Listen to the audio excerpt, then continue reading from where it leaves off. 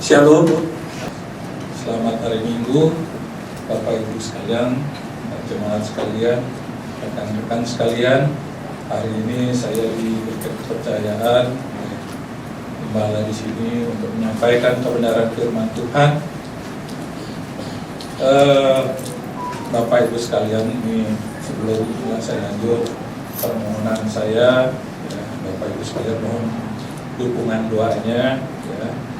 Saya kadang-kala kemarin itu udah gentar gitu ya, karena saya memang lagi pendidikan ya, terkait dengan masalah dokter saya gentar karena memang saya dalam keadaan kondisi sakit gitu ya, stroke itu, jadi kadang-kala menghambat segala macam, membuat saya kadang-kadang stresnya bukan main, sehingga ketika ada jadwal melayani pas dulu berturut-turut lagi. Kemarin tanggal 23 saya akan di tempat gereja teman ya, saudara di sini sekarang tanggal 30. Saya mau pengen gitu, tapi akhirnya saya pengen melarikan diri gitu ya, artinya menghindar dari pelayanan sementara.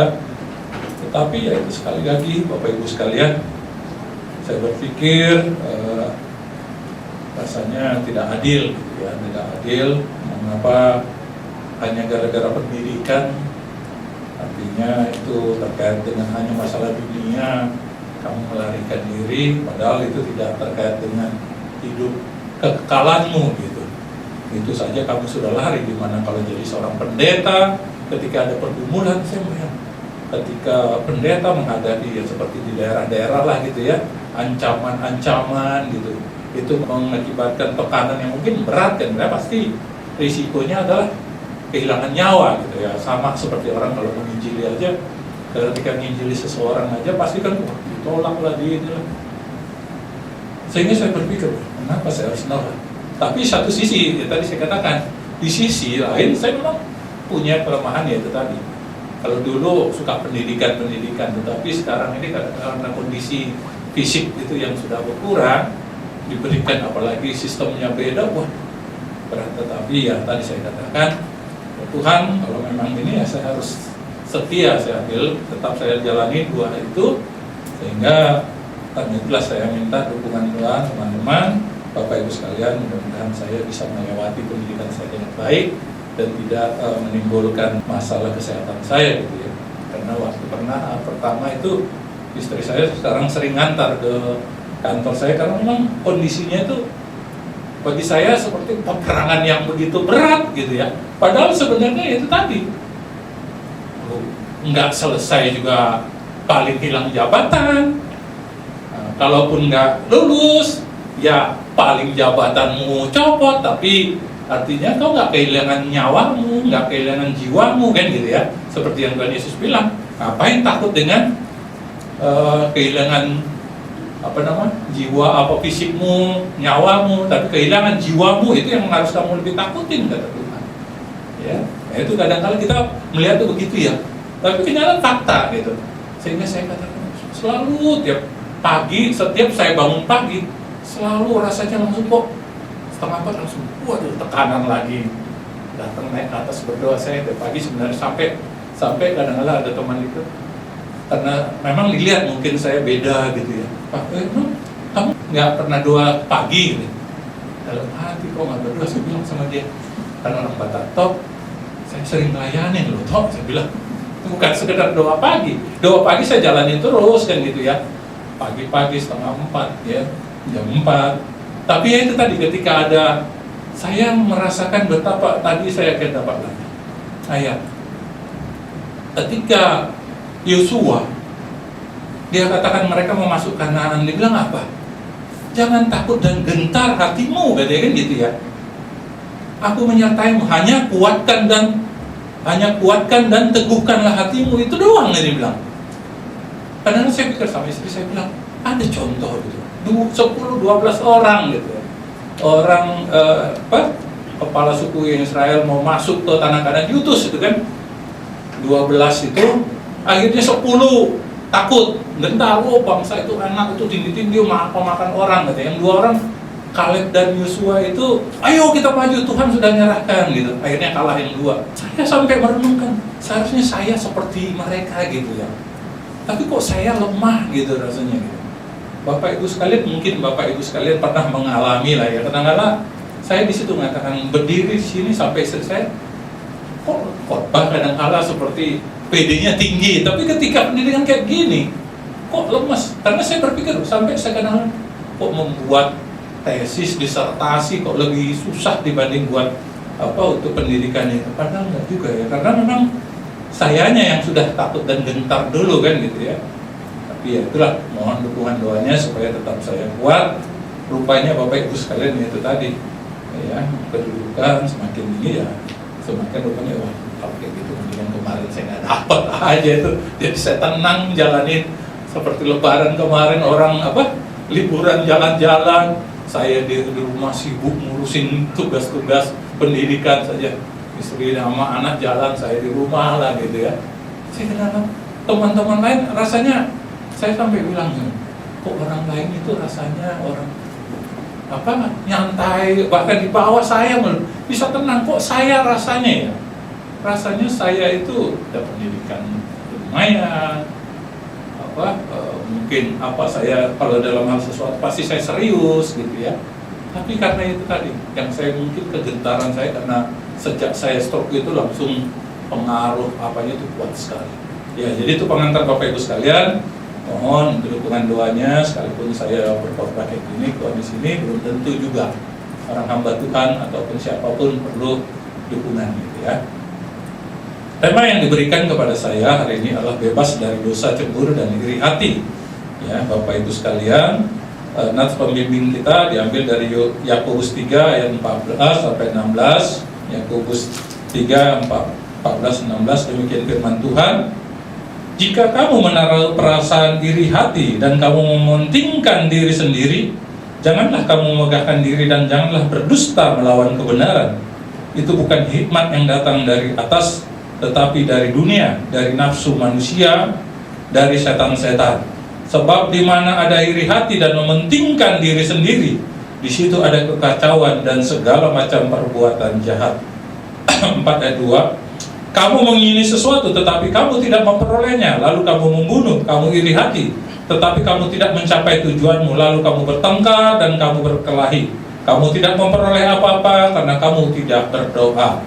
Dan ini kemarin juga saya ambil oleh hamba Tuhan di sini. Memang saya kaget juga, mungkin sebagai nats, mungkin seorang tes bagi pembicara di sini, nggak ngikutin nggak perkembangan apa yang disampaikan oleh pendeta di sini gitu ya. Amsal 14 ayat 30, mungkin hambanya sudah senyum. Saya baca di Facebooknya ya, dikatakan gini ya, hati yang tenang menyegarkan tubuh, tetapi iri hati membusukkan tulang. Demikian jauh pembacaan firman Tuhan. Berbahagia kita yang mendengar serta melakukan di dalam kehidupan ini. Bapak Ibu sekalian, bebas dari dosa, cemburu, dan iri hati. Kita tahu bahwa selalu kita katakan bahwa cemburu dan iri hati itu adalah pasti dosa. Tetapi tadi saya akhirnya merenung lagi, loh Tuhan itu cemburu kan itu ya. Dikatakan di Ulangan 4 ayat 23, Allah itu Allah cemburu. Loh, berarti Allah itu pendosa dong katanya. Saya pikir bukan itu maksudnya. Dia katakan cemburu artinya dia sebenarnya tidak ingin orang, karena bangsa Israel menyembah Allah lain, sementara mereka diselamatkan, dipimpin, dipilih oleh Allah untuk setia. Tetapi kenapa berpaling? Itulah istilahnya. Jadi bukan sekedar hanya cemburu, tetapi sebenarnya itu menginginkan, loh kenapa sih kamu berpaling kepada yang lain? Karena kekesalan Allah, sehingga akhirnya apa? Ya, Allah disebut, bahasa ini manusianya disebut jadi seakan-akan asal Allah pencemburu. Kalau kita lihat bahwa karena tadi image bahwa cemburu berarti adalah sesuatu yang dosa atau yang tidak benar. Bapak Ibu sekalian, setelah saya dapat ini ya, saya memang dari dulu sudah pernah baca berapa ulang-ulang dalam bukunya Billy Graham. Bapak Ibu sekalian pernah baca dalam bukunya yang bernama 7 dosa maut. Ya, di situ disebutkan salah satu dosa maut itu adalah cemburu. Salah satu dosa maut adalah cemburu. Dan bahkan banyak teolog dan bapak gereja menyebutkan bahwa cemburu merupakan dosa maut gitu. Jadi artinya cemburu dan iri hati itu adalah dosa maut yang membuat orang yang memiliki rasa cemburu itu menghadapi ya kemalangan di dalam hidupnya. Ya, karena kita lihat tadi Alkitab jelas mengatakan, nanti juga banyak ayat yang menyatakan bahwa seharusnya kita harus bisa lepas dari dosa cemburu dan iri hati tadi. Karena apa? Samuel Johnson menulis Inggris menyebutkan bahwa rasa cemburu adalah satu-satunya nafsu yang tidak dapat tinggal diam karena selalu ingin menyusahkan orang lain. Itulah cemburu. Cemburu itu muncul dan selalu datang, itu akan keinginannya hanya menyusahkan orang lain. Makanya disebut maut. Jadi cemburu dan iri hati itu sebenarnya tidak ada membawa keuntungan bagi orang lain atau bahkan bagi diri sendiri. Tetapi pertanyaannya, kenapa ini bisa kita miliki? Kadang-kadang kita udah tahu cemburu dan iri hati, apalagi kita orang percaya, itu tidak membawa keuntungan, bahkan itu akan membawa maut bagi diri kita. Tetapi kenapa ya itu kok masih ada di dalam diri kita? Contoh ya, saya cemburu, tadi bilang, kadang-kadang saya cemburu tadi kepada orang yang kok bisa tenang gitu ya. Saya kok sendiri aja dalam pendidikan kok nggak tenang, cemburu pada mereka gitu. Tapi saya pengen cemburu dalam arti saya pengen merasakan seperti apa yang mereka rasakan, bukan membuat mereka seperti menjadi mengalami sesuatu. Bapak Ibu sekalian, saya baca dari Kamus Bahasa Indonesia dan beberapa arti bahwa cemburu itu adalah perasaan tidak senang akan apa yang dimiliki atau dicapai orang lain. Itu artinya dia cemburu ya, karena dia merasa tidak senang akan apa yang dimiliki atau dicapai orang lain. Ketika orang sukses, ketika orang berhasil, ketika orang kaya, dia malah merasanya jadi tidak senang ya. Bahkan juga mungkin sama saudaranya ya, sama seperti contoh ya, kisah ketika seorang udah kaya katanya datang kepada Tuhan Yesus, dia minta, Tuhan Yesus, suruh dong saudara saya itu berbagi warisan itu kepada saya, katanya. Tuhan Yesus apa bilang? Siapa yang mengangkat saya jadi hakim bagi kamu, katanya. Tapi selanjutnya dikatakan, hati-hatilah dengan nafsu duniawi itu. Itulah dikatakan cemburu, perasaan tidak senang akan dapat dimiliki orang atau yang dicapai orang lain. Kadang-kala kita ya, bahkan kami orang-orang bekerja mungkin ya di kantoran, kadang-kala memiliki rasa cemburu ketika seseorang merasanya kok itu di bawah saya gitu. Otaknya di bawah saya, kepintarannya di bawah saya, tetapi kenapa dia dipilih? Jadi selalu ada perasaan yang tidak senang kalau dia pilih, kenapa enggak saya gitu. Atau paling tidak ya lebih yang orang yang layak lah gitu. Itulah perasaan yang tidak senang, itulah rasa cemburu yang muncul. Atau merasa tidak atau kurang senang melihat orang lain beruntung tadi. Kalau orang menjadi kaya ketika mendapat, ya nggak boleh lah lotre, artinya ketika mendapat undian gitu kan, Bapak Ibu sekalian sering beli sesuatu kan gitu ya. Istri saya itu orang yang mungkin termasuk orang yang beruntung, kadang-kadang saya orang yang kurang beruntung. Kenapa? Ketika contoh ada undian-undian, biasa kan ada ada acara-acara biasanya door prize ya, door prize. Istri saya sering dapat gitu, tapi saya berulang kali itu nggak pernah dapat. Istri saya pernah dapat HP, pernah dapat apa lagi? Pokoknya banyak ada yang dapat. Saya berulang kali itu ikutan nggak pernah dapat sekalipun. Rasanya kok, tapi saya nggak orang lain dapat, ya sudah pikirkan. Tapi itu yang tadi, kalau seandainya saya mempunyai kurang senang melihat kenapa dia, berarti saya memiliki rasa cemburu gitu ya. Atau iri hatilah kurang senang melihat kelebihan orang lain. Kalau orang lain lebih cantik, orang lain lebih pintar, orang lain lebih hebat, saya tidak senang gitu. Atau kurang senang saya melihat. Ya, itulah arti daripada iri hati atau cemburu tadi. Bahkan di dalam Amsal 24 dengan cemburu itu susah untuk dikontrol, sehingga berhati-hatilah.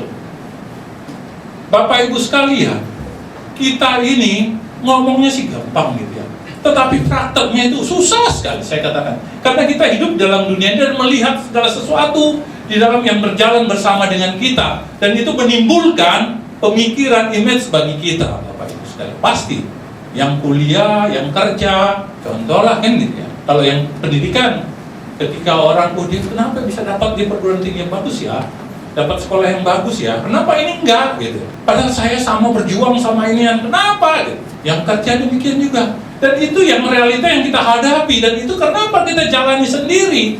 Apalagi itu menimpa kita membandingkan dengan orang di sekitar kita, dan kita lihat siapa orang itu, maka ada suatu perasaan, kadang-kadang kita merasa, lu kenapa dia? Kenapa enggak saya? Sehingga itulah memang fakta yang kita alami, yang kita jalani dalam hidup ini.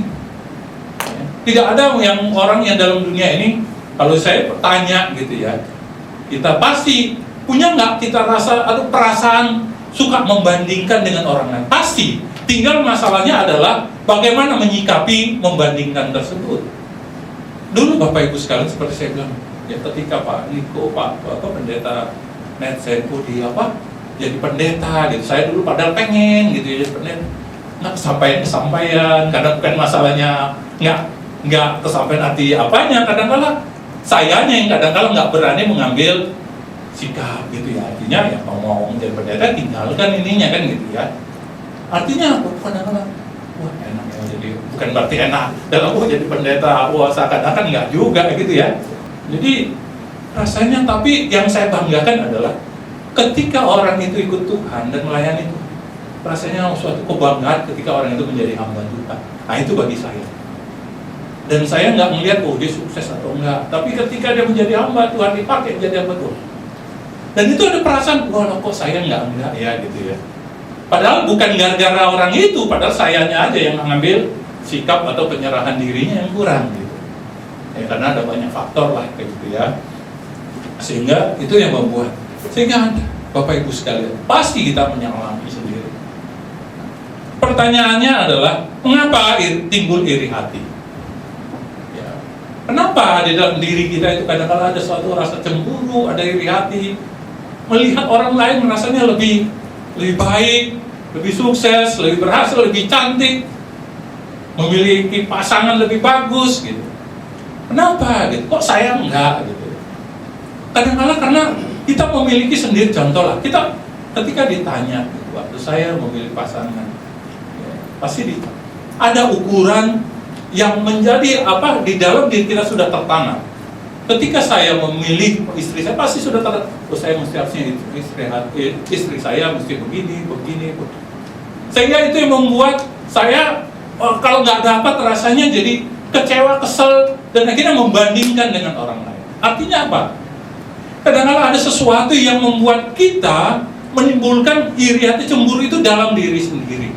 Nah itulah yang kenapa timbul iri. Yang pertama, Bapak Ibu sekalian, ketika iri hati timbul atau cemburu itu karena memang itu ketika manusia jatuh dalam dosa, maka dosa itu sudah menguasai diri kita, sehingga itulah yang akan menuntun kita, mengarahkan kekuatan itulah yang menguasai hidup kita, termasuk akhirnya keinginan kita, segala yang kita mauin, akhirnya menimbulkan iri hati dalam itu. Itulah akibat dosa.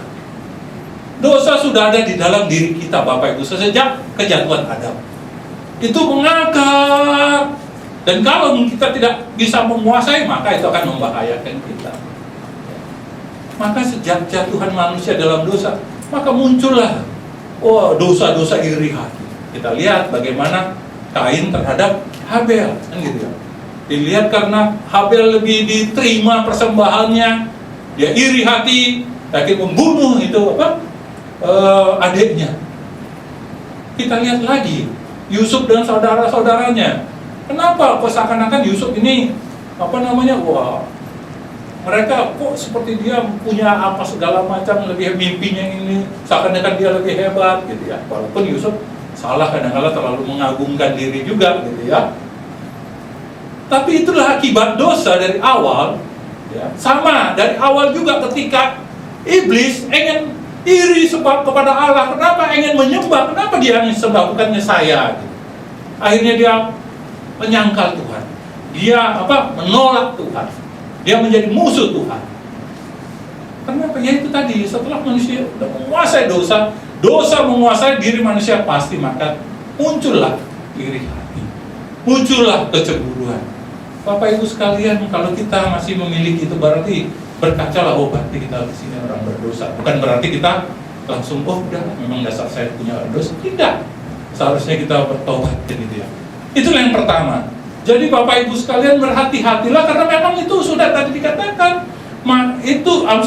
cemburu itu susah untuk dikontrol karena itu sudah dosa yang ada di dalam diri kita, dan itu bisa kita kalahkan ketika kita sudah ditebus Tuhan dan kita menyerahkan diri dalam pimpinan Tuhan. Dan itu bukan pekerjaan yang mudah dan yang kita harus terus menerus kita lakukan, karena pasti mengintip. Dosa itu katanya mengintip kapan peluang itu datang. Yang kedua, kenapa timbul iri hati? Karena tadi dikatakan di dalam Yakobus tadi, karena ada keinginan kepentingan dunia, nafsu duniawi lebih berkuasa di dalam diri kita, Bapak Ibu sekalian. Kalau kita pengen ini ya, akhirnya apa? Ya pasti akan kita cemburu, iri hati kepada orang lain. Coba lihat orang gila. Wah, tidak ada nafsu, tidak ada keinginan. Oh, rasa tenang aja, yang penting ada yang ngasih makan gitu. Tapi kita tidak, tetap kita ada hawa nafsu. Saya pengen kaya, saya pengen lebih, saya pengen pintar, saya sukses, saya begini, akhirnya apa? Kita timbullah iri hati ketika melihat orang lain lebih dari kita. Karena kita mengutamakan nafsu, kepentingan itu lebih utama, bukannya Tuhannya.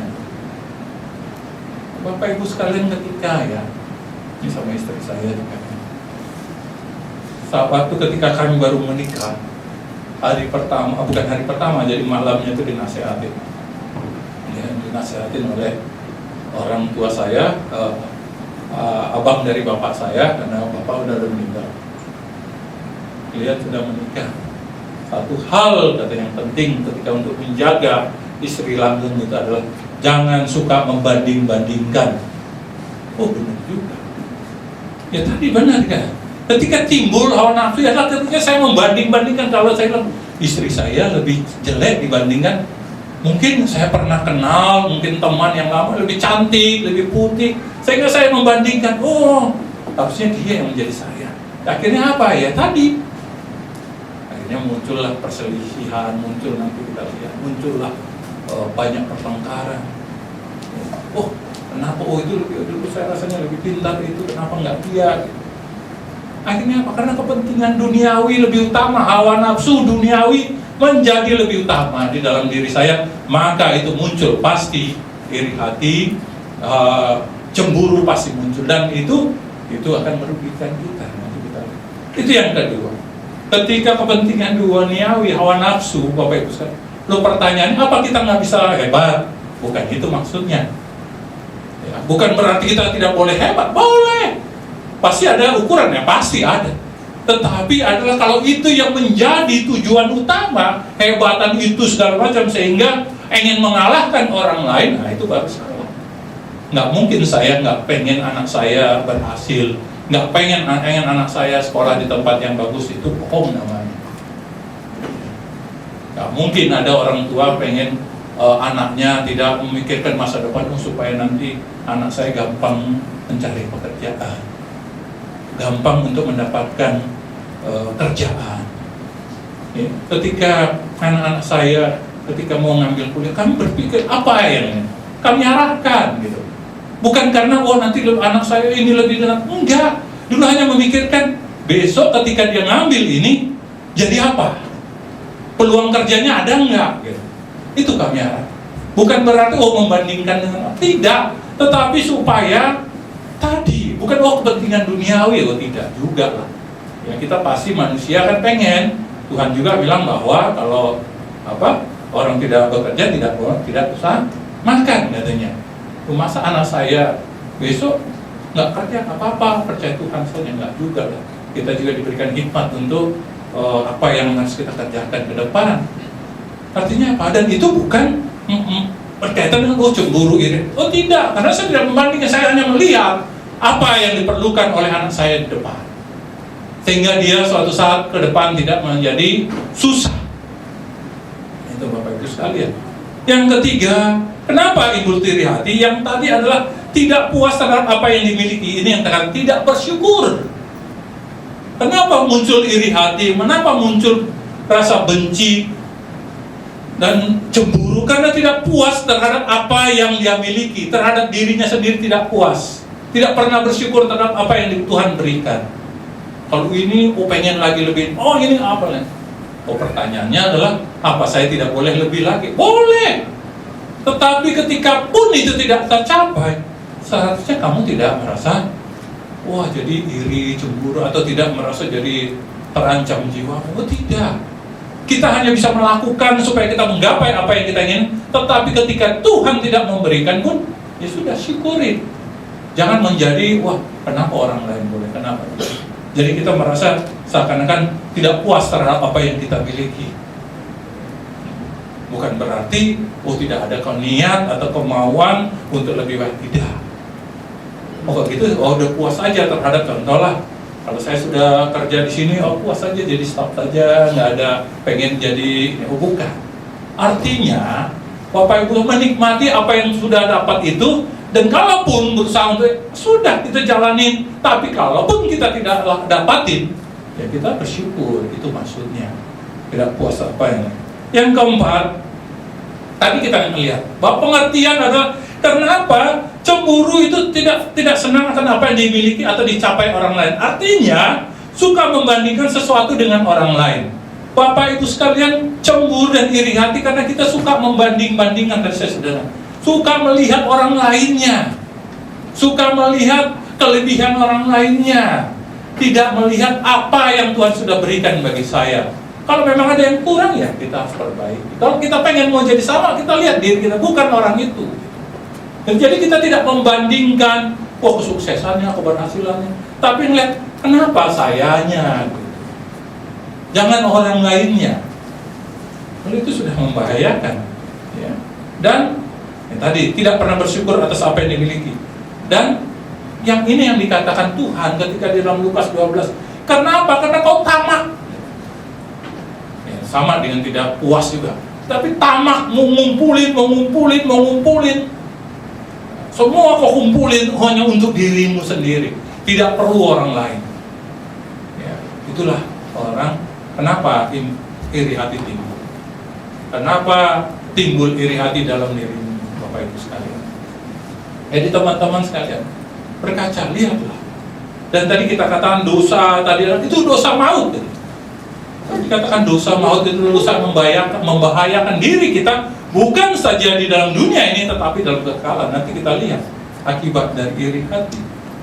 Ya, jadi jelas di Galatia 5 di situ jelas bahwa orang kalau memiliki iri hati itu tidak layak katanya di hadapan Tuhan. Ya, jadi Bapak Ibu sekalian lihatlah, jangan sampai iri hati, cemburu itu menguasai kita. Karena memang itu dosanya itu dosa besar. Dosa yang akan menghanyutkan diri kita, membahayakan diri kita. Ya. Ketika pertanyaan, kenapa iri? Itu pertanyaan pertama. Pertanyaan yang kedua adalah, kenapa sih? Apa sih akibat dari? Kenapa dia katakan dosa ini dosa maut oleh hamba-hamba Tuhan? Bahkan itu dikatakan tadi itu dosa yang membuat orang lain susah. Katanya. Emang kenapa? Apa akibatnya? Ya, Bapak Ibu sekalian. Karena di dalam tadi dikatakan bahwa Amsal dikatakan, mengatakan bahwa itu meremukkan tulang katanya. Jadi menghancurkan diri sendiri ketika Bapak Ibu sekalian memiliki rasa iri hati, cemburu di dalam diri, maka itu bukan merusak orang lain. Walaupun tadi dikatakan itu akan merusak orang lain, tetapi pertama-tama adalah merusak diri sendiri. Meremukkan tulang artinya itu akan menghancurkan diri kita sendiri. Ya. Jadi ketika kita memiliki jiwa, ada rasa iri, cemburu orang lain, jangan lihat orang lain akan dihancurkan. Memang dia nanti kita lihat. Tetapi ingat bahwa itu pertama kali merusak diri kita sendiri, menghancurkan diri kita sendiri. Ya. Kita yang dirugikan lebih dahulu karena ada iri hati kita, bukan orang lain. Nanti memang ada orang lain, tetapi lihatlah bahwa pertama-tama yang dirugikan adalah diri saya sendiri. Ya. Akibat dari iri hati dan cemburu kepada orang lain, maka itu adalah menghancurkan diri sendiri. Artinya itu senjata makan tuan. Ketika saya merasa iri kepada Allah, seakan-akan saya ingin menghancurkan orang lain, senjata itu sebenarnya udah memakan saya dulu gitu.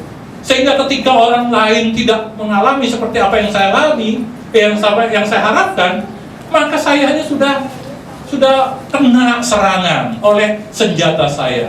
Saya serangan jantung lah, saya menjadi darah tinggi lah, tidak puas, tidak ini segala macam penyakit tumbul di dalam diri saya. Kekuatan saya pun jadi lemah. Akhirnya apa? Karena itu tadi Bapak Ibu sekalian, orang yang saya cemburu, iri hati kok nggak apa-apa ya, nggak sesuai dengan apa yang saya harapkan. Tapi akhirnya saya yang menjadi rasa sakit, menjadi pendendam. Ya Bapak Ibu sekalian, orang menjadi pendendam kan nggak enak.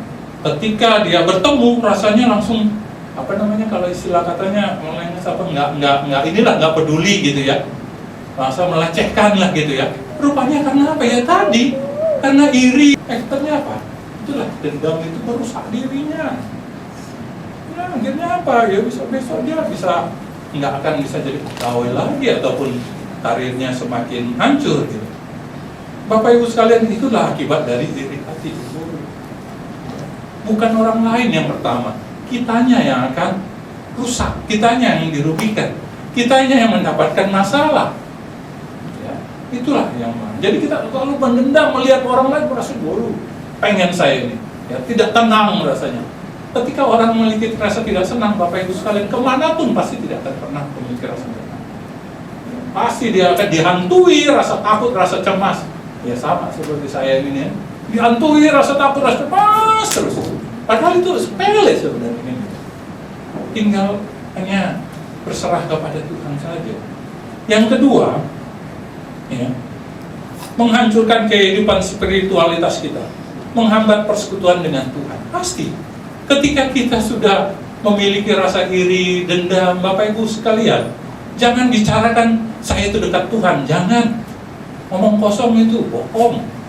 Bagaimana kita bilang kita dekat Tuhan, kita bilang kita mengasihi Tuhan, sementara orang yang diciptakannya, yang dijadikannya, kita tidak pernah bisa mengasihi, tetapi kita membencinya. Ya, Bapak Ibu sekalian, kadang-kadang kita itu sering berkamuflase kan, sama seperti pendeta atau hamba Tuhan. Mudah-mudahan di sini kita bersih hatinya. Kenapa? Kalau sudah ada perasaan begitu tidak senang kepada orang lain karena cemburu, ya, rasanya gimana kita mengatakan kita beriman kepada Tuhan, kita tidak bisa mengasihi orang lain kan gitu. Ada rasa iri hati kepada orang lain, rasanya pasti tidak akan kuat. Pasti bertanya, loh kenapa ya? Bukan berarti orang lain pasti tidak bisa retak, pasti bisa retak. Tetapi lihat, ya, ketika Bapak Ibu sekalian, saya salut ketika mungkin Bapak Ibu dengan pendeta yang besar gitu ya. Ketika dia putus dengan tidak lagi satu, saya salut ini. Ketika contohnya dia mah tinggalnya tenang aja, ya udah ambil aja gitu ya.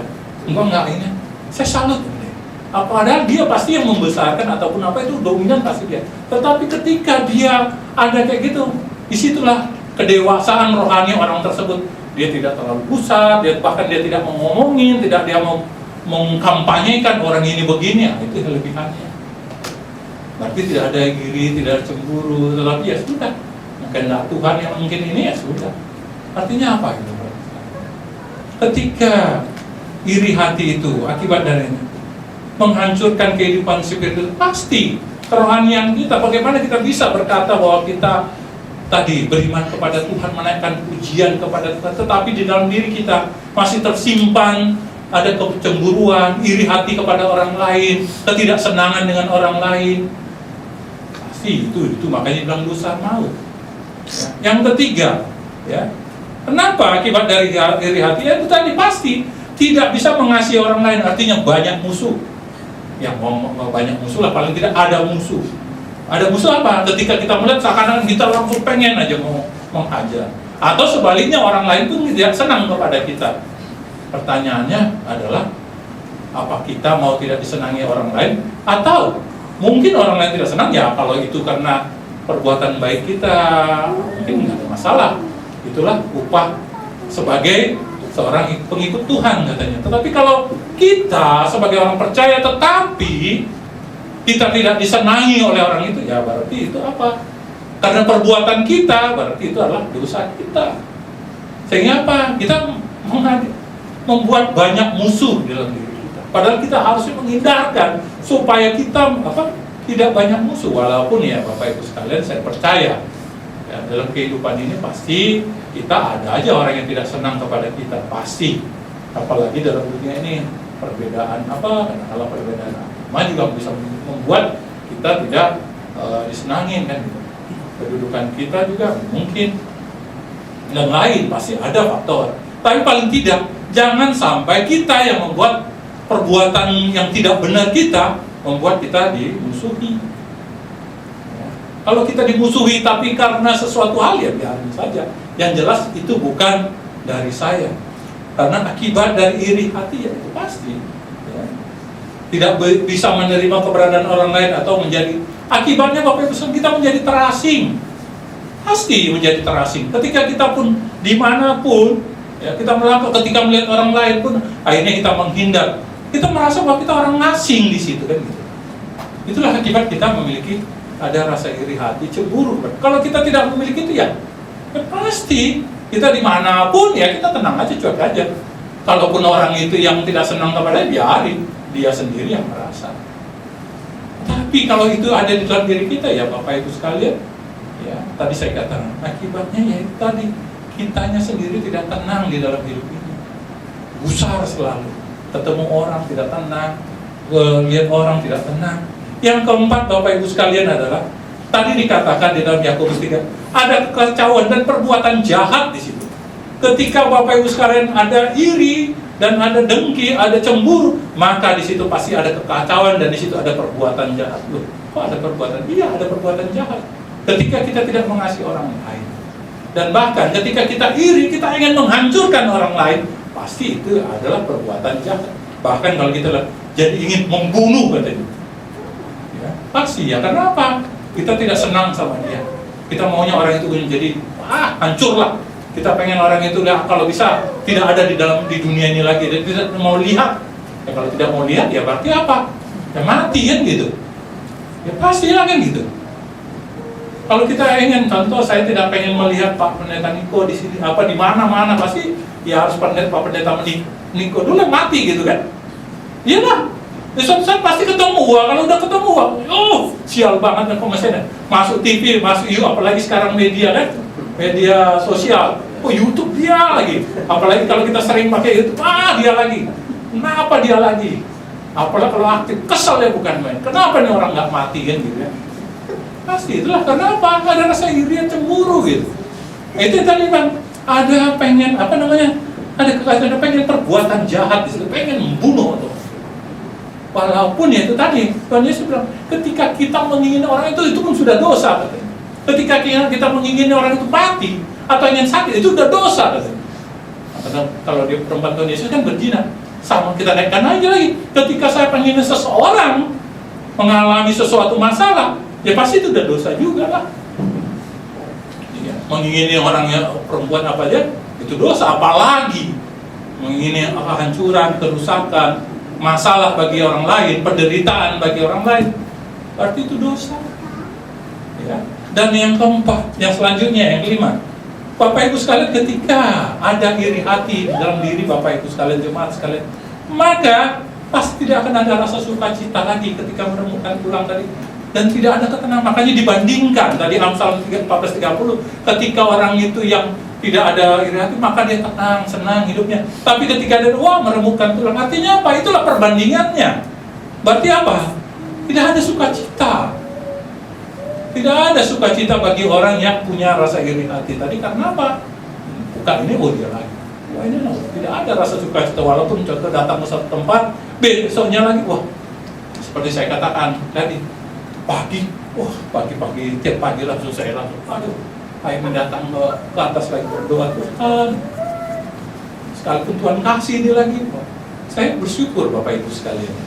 Setiap saya ada kayak gitu, karena memang saya ngulang-ulang terus, saya baca kitab itu ngulang-ulang terus dari Perjanjian Lama, baru udah berapa kali saya ulang terus. Pas kita ulangan itu enak banget, gak ada mau ceritain lagi. Tentang bagaimana pas pengalaman saya gitu, ketika masuk ke Kanaan, bangsa itu tegar tengku, bangsa itu begini, saya kaitkan dengan diri, sudah berulang kali, tenangkan saja gini segala macam. tapi ada lagi. Akhirnya sampai kadang-kadang saya berdoa, Tuhan ampunilah saya tidak layak ini. Rasanya ngomong itu gampang, melihatnya gampang, tapi ketika itu mengalami kepada saya, kok susah sekali. Bapak Ibu sekalian, artinya itu juga ketika iri hati dan cemburu ada di dalam diri kita, maka Bapak Ibu tidak ada sukacita di dalam diri. Sekalipun kita di sini kelihatan tadi seperti di Songli dan kita, nyanyi semangat, oi, gitu kan. Tapi setelah keluar dari sini, pertanyaannya seperti tadi Pak, oi, gitu. Bapak Ibu sekalian sama seperti ketika saya, ketika saya berdoa, ketika saya sama dengan seperti itu, saya teriakkan lepas gitu ya. Tapi setelah turun lagi dari situ, wah ada lagi beban lagi rasanya. Ya, karena itulah mohon dukungannya Bapak Ibu sekalian. Ya. Tapi saya sudah berprinsip sebenarnya sama sekali, nggak ada masalah lah sebenarnya. Itu paling lo jabatan copot. Saya cuma mungkin berpikir rasanya nanti rasa malu lah gitu. Itu aja rasa malu karena apa? Rasanya saya mampu, saya punya ini, tapi kok nggak bisa gitu. Karena itu tadi faktor, apalagi Bapak Ibu sekalian, saya mungkin punya fobia. Ya. Pas dengan kena lagi stroke ini Bapak Ibu sekalian, wah, itu rasanya fobia naik. Saya kasih contoh, ya.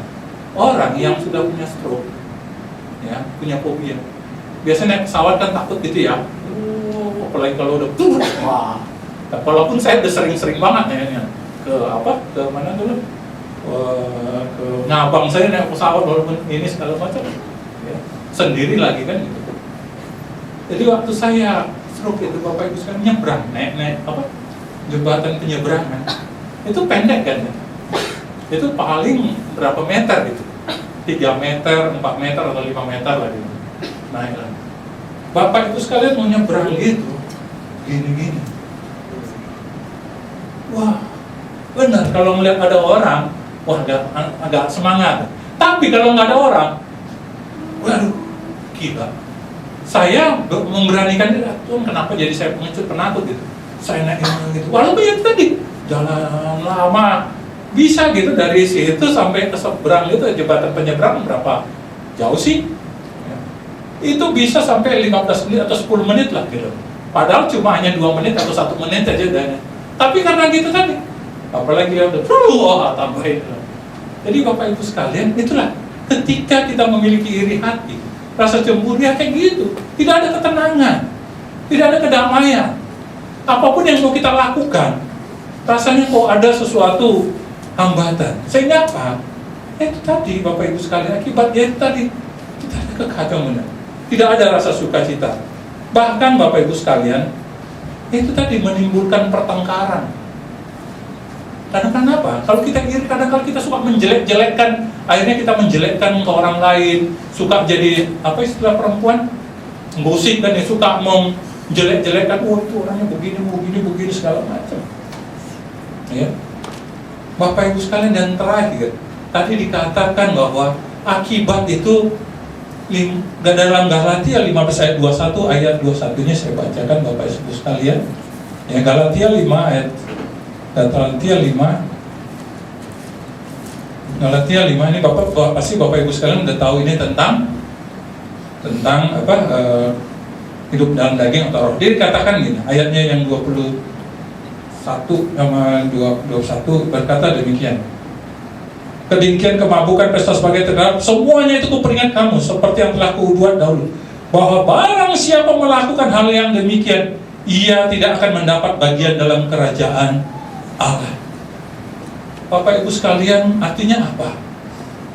Nah, kalau Bapak Ibu sekalian, teman jemaat sekalian, kalau kita memiliki rasa iri hati, rasa cemburu, ya nggak dapat surga lah, itu bisa kasarnya, atau bahasa to the point-nya. Jangan kita katakan, saya percaya Tuhan Yesus, saya pasti masuk surga.